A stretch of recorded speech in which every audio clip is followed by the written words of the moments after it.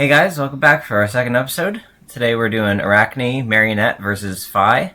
I'll be on Arakni today. I'm playing a pretty dagger-focused list, just testing out the new cards, seeing what feels right on the hero. I'll just be walking y'all through my play lines and what I'm thinking about.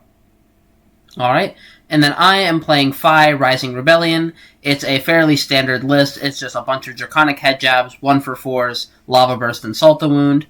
But I am playing around with a lot of the new cards from the Hunted, testing them out and seeing what works and what doesn't. Alright, now let's just get into the video. Alright, so I'm starting off going first here. First thing we do is we get rid of manual mode because it's a little bit in the way and we don't need to be manually changing anything this game. We're not playing that kind of game. Whatever that means. But we're going to start off, just pitching the daggers. Giving us the buff on the dagger first. There's no need to keep this card around, because we're only planning to swing one dagger this turn. So playing it after we swing a dagger to get the flick and actually retrieve a dagger isn't worth it. So we just play it out, buff the dagger, swing it. Go ahead and swing Kiss of Death. It threatens good damage. We're playing against Fi. There's a good chance they don't have a 3-block in hand. Yeah, I did use 2 3-blocks on that first dagger, which I definitely shouldn't have done, but I did want to hold on to that Blaze Headlong if I could. Unfortunately, I couldn't without taking too much damage. You notice over here, I had that Phoenix Flame in my starting hand, so I couldn't really get rid of that. I can't block with that. There's nowhere to pitch it that first turn. Here, I send it at the start of the turn because nothing else in my hand has natural go again, so it's the only way to enable Searing Emberblade and actually give it go again to continue the turn. But that is 2 Draconic Chain Links, and I have 1 floating. So after these blocks, I actually send the Rowdy Locals and try and threaten 1 more card out of Arakni's hand, since I'm not really sending damage. And then here, Rowdy Locals has the on-hit discard trigger. I only have that Lava Burst in hand, but once that Rowdy Locals hits, I can respond to the on-hit trigger by activating Fi with that resource floating, and then reduced by the 2 Draconic Chain Links, put a Phoenix Flame from my graveyard into my hand, and then discard that to the Rowdy Locals. Yeah, and Rowdy Locals, of course, is a really annoying card to play against, so it takes me a second here to decide what I want to block with, and if I want to block. I do end up blocking it because I don't want to end up discarding a card and taking damage. And I got plenty of reactions in the deck to block it with, so I don't have to worry about the buff. Thankfully, most of my cards are 3 blocks, so it coming in for 3 instead of 2s doesn't really matter. And I do get the Shuko buff, which at the very least means no blocking with equipment there. Yeah. And we end up sending Bonds of Agony right here. We have Stains of the Redback in Arsenal, and they are marked, so it'll be free. If they don't respect Bonds of Agony, we can use Flick Knives and Black Text here to get a free trigger and banish some cards from their hand, and then follow that up with Codex of Frailty. But if they do end up respecting it, and we know we can't get the on-hit, we'll just go with the Stains of the Redback to get go again, and still follow it up with Codex of Frailty anyways. That card is really good in this list because it doesn't require the on hit like our hero ability does. You just get go again. Yeah, and unfortunately, I do have to kind of respect bonds here. Normally, especially playing Fi, I just say whatever, take whatever card you want.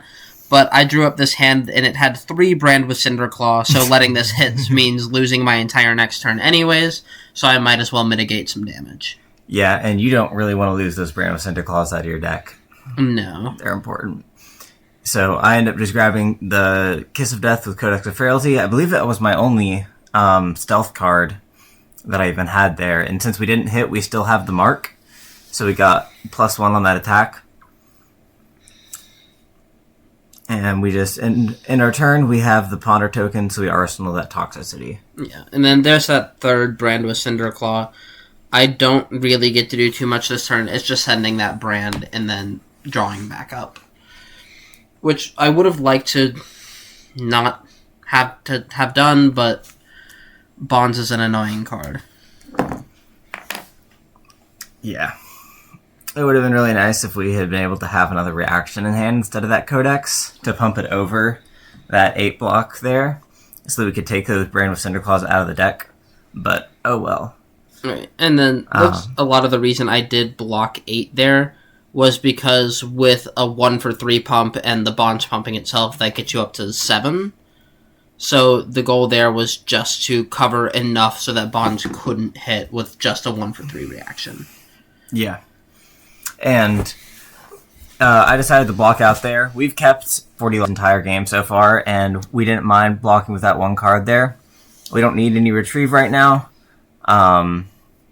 So instead of going with the dagger attack, instead of going with the dagger buff, I go with the 0 for 3 go again. I don't have a blue in hand to swing a dagger this turn, so there was no need for it. So I just went ahead and blocked with that.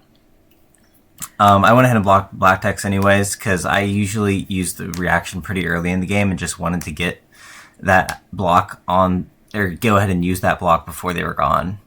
And then just wanted to play that toxicity out of my arsenal. It wasn't great, but we arsenaled it, so we didn't have a 2 block in hand. And then here, my hand has 2 1 costs, and all 4 of the cards are red. So it's not a great start. I send the Mounting Anger first just to bait out some blocks, and then if it does hit, I get to banish that Snatch, send it in for 5, which means a card and 2 block equipment if it's going to get blocked. But the main goal with sending the Mounting Anger first was just to bait out blocks from hand so that the Snatch has a higher chance of hitting. Yeah, and I actually decided at the start of this turn that I was just going to block with that 1 card and take all the rest of the damage because I really liked the hand that I had. So I decided to just block that 1 there. Go ahead. I'm okay with letting that hit, and I just see what the rest of the turn is. Unfortunately, this Snatch is annoying, but I let it hit anyways. Right. And then here I draw a 0 cost. I did not mean to click that Lava Burst. I draw a 0 cost here, and I'm deciding between sending the Flame Call Awakening and the 0 cost. However, I don't have any Phoenix Flames left in the deck. I only run 2, and there was a starting one in my graveyard, then the one in my starting hand, so I end up choosing the 0 cost. And then I'll use that Flame Call to pitch into Flame Scale Furnace, so I have the resources to swing Searing Emberblade. Yep. And I saw that Lava Burst flash up for a second, so I'm thinking about this real quick. I want to play this as if I didn't see it. And after thinking about it, I realized it doesn't matter anyways. Snapdragons is already gone, so they can't use Mask to do a double Lava Burst turn, which is what I was really worried about. So I just, passed in no blocks as I was planning to do in the first place. Yeah. Unfortunately, losing Snaps there does mean that I don't get as big of a power turn as I would have liked. I tend to save Snapdragons for a Lava Burst or Assault the Wound so that I can get maximum damage in 1 turn and start pushing life totals as close to 0 as possible so I can keep tempo late in the game. Because I'm a deck full of head jabs into a deck that blocks 3 a lot. I want tempo as early as I can get it. Yeah, and it was really annoying to lose that big life lead there, but our deck is really good at the late game, so we're okay with this right now. We're still at about the same life totals, and the hands that we're seeing are enough to keep pushing damage with minimal blocking still. And since we're playing into 5, we can rely pretty heavily on daggers hitting, and in the case that we don't, we can flick them because we run so many retrieve cards in this list. So we get the mark there, go ahead and get a banish from hand and the Blood Rot to push more damage. And I don't remember what I have in Arsenal here, but I believe I just keep it around here. I believe you still have that Leave No Witnesses in Arsenal. Yeah, I save that Leave No Witnesses for the next turn because you don't have an Arsenal here. There's no point in sending it. I don't get as much value. Right, and then there I banish that Blaze Headlong because the only Draconic starter in my hand is Brand with Cinderclaw. So my options are either banish a blue, send Brand Blaze Headlong, Lava Burst, or banish the Blaze Headlong, send Brand Searing, Phoenix Flame, Lava Burst. And I'd rather get that Rupture, and I don't really feel like saving cards in my arsenal this late in the game, because I don't want any arsenal disruption getting rid of those cards. I am far enough behind that I would like to avoid any disruption I can, and that means sending out my hands instead of saving cards for later.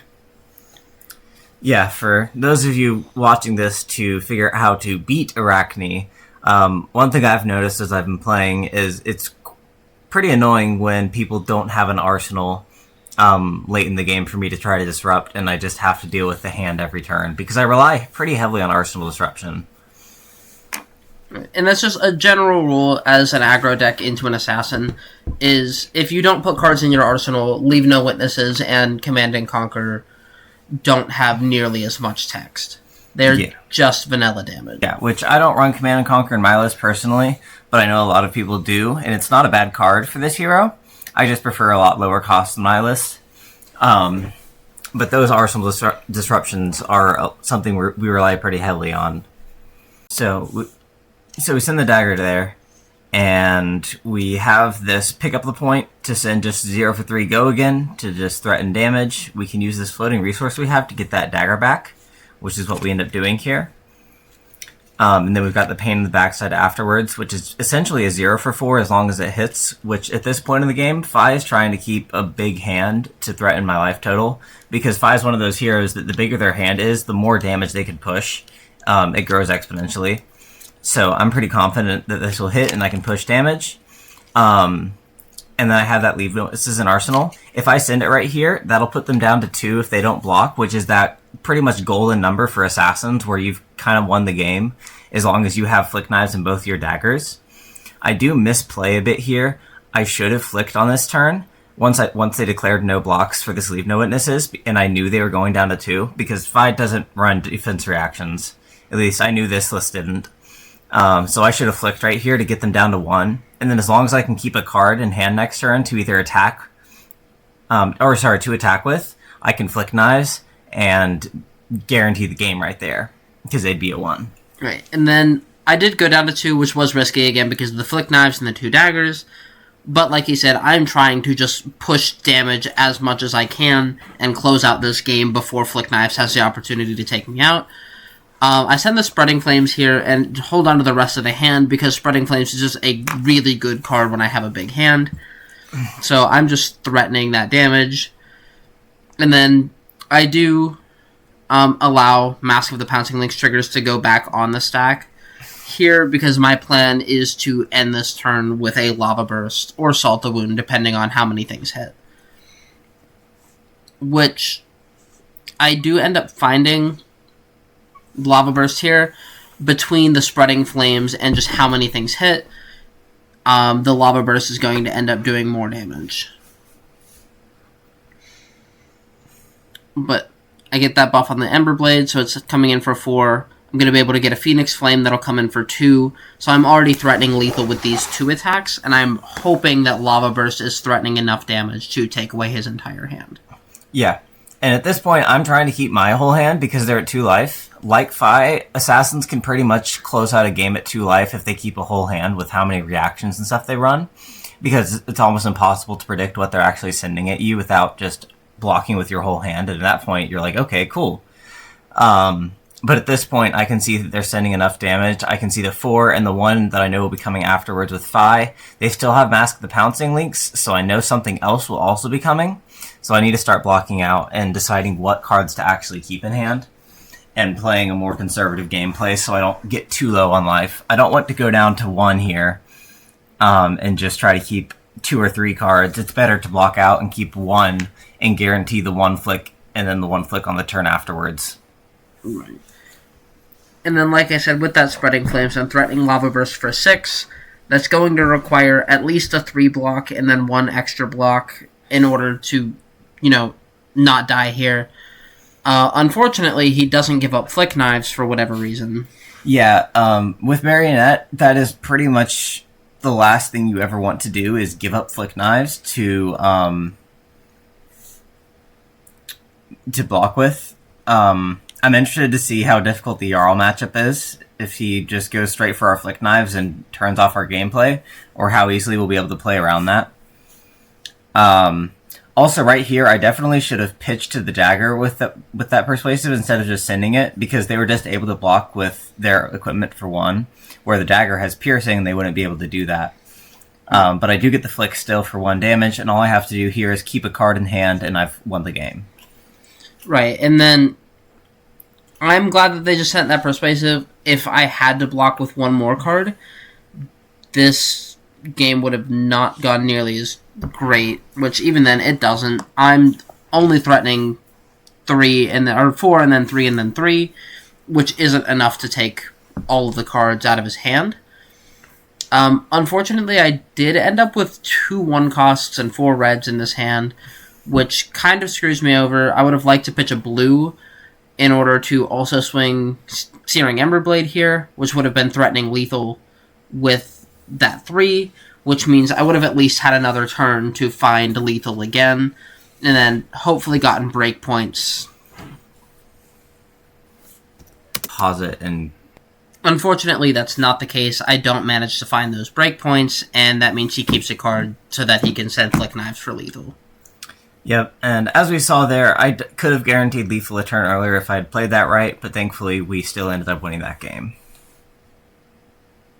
I hope you all enjoyed the video. We're going to try and start doing 2 videos a week, so keep on the lookout for that. Make sure you like and subscribe, help promote the content, get this out to more Flesh and Blood players, and we'll see y'all soon.